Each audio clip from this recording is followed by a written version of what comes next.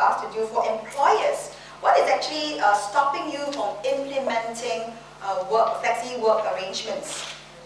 Right, so we have, wow, 36.4% felt that it was hard to compare outputs of an employee on different schemes. And then we have worry that employees may abuse the system, disruptive to workflow, and increase in business costs. How hard to compare outputs of employees on different schemes? So my question is, how do you decide who gets salary, how do you decide who gets promotion? Aren't they on doing different jobs? So what we're saying is that it's the output that matters. So in this case, it says output. It's really the results that matter. If you are a payroll officer and you're responsible for getting the payroll done by the 29th each month for 200 staff, as long as you get it done, all right, that's good enough. Right, so another person who maybe only work, maybe for your case you work part-time and you only work 5 hours and you get done. The other person also get done and but it takes a little bit longer, but that's a different arrangement, it's got more junior stuff. As long as the output is the same, then I think it's relatively easy to compare that output. There should not be a difference. So this is one of the typical objections from employers, but frankly, if you have clear-cut measurements of how work is done, it should not be an issue. Just to let you know, flexi work arrangement, so flexible definition, right? I mean, I agree with Ian that flexi work arrangements can mean, you know, flexi time, flexi place, right? Flexi load, yeah, things like this. But for Work Pro, for employers who are here with us today, for Work Pro, we consider flexi time, flexi place, part time as flexible work arrangements. Any other arrangements we will consider on a case-by-case basis. And I think because it's for schemes, so we need to have a clearer definition, easier for us. But that doesn't mean that if you have some creative flexible arrangements, we cannot consider, but we'll consider it only on a case-by-case basis, just so that you know.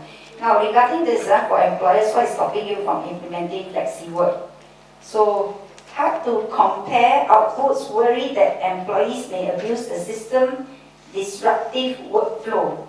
I think these are the three highest.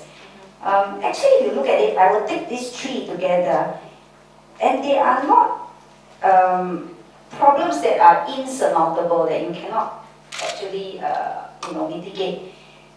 Basically, you really need to sit down with the employee, right? To work out, like you say, whether it's clear KPI or performance measures, whether it is really about an appraisal system, and then of course how you compensate, you know, if you're on flexi work, right? What is it that you assess? Is it the job itself? You know, is it the task? Because then if it's flexi time and so on, you really cannot assess based on base time anymore. You have to have a mindset change. So these are things that you can work out, but you need to communicate with the employees. And I suppose you need to work this out with the HR personnel also. There must be clear policies as to how the supervisors can manage, can assess, you know, these employees on flexi work arrangements. Now the last one, increase in business costs. Yeah, I mean, first of all, of course, all these are genuine concerns. These are also concerns that we very often hear from employers, you know, during our discussions, our dialogue sessions, our feedback sessions. And of course, business cost is always an important, you know, issue, concern. But it is because we hear the concerns, the feedback of employers. In fact, we had previously implemented schemes like Life Works, our WOW Fund, right? Advantage scheme, you know, flexi works, right?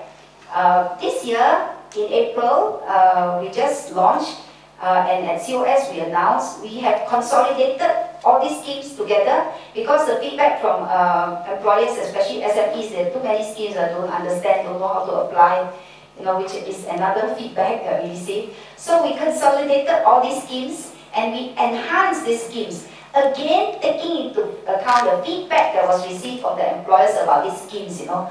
Firstly, that there are too many. Secondly, they think that for some of these schemes there could be refinements. So we took all this into account, we enhanced and consolidated this scheme, and we call it Work Pro. That means progressive workplaces lah.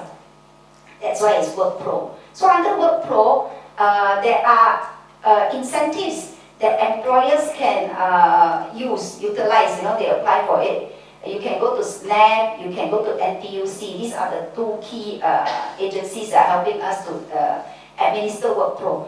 And you can get funding, right? Funds to implement HR policies for work-life strategies, right? Redesign the job processes. There are funding, okay?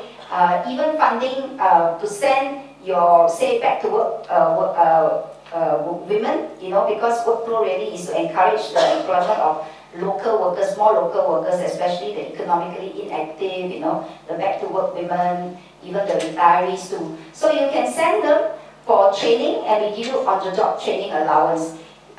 We also encourage you to retain them, beyond 6 months, 12 months, and you can get retention bonus. And for the employees themselves, they also get retention bonus if they stay for 12 months. There's also transport allowance in some cases, right? So there are schemes available to help you defray some of the cost of implementing work-life strategies in your company.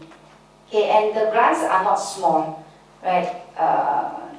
For a job, flexi-works, for instance, I think it's like up to $120,000 for a company, and your retention bonus can be up to $50,000 per company. So it's actually very significant, and that is to encourage companies to put in place work-life strategies. Right? Okay.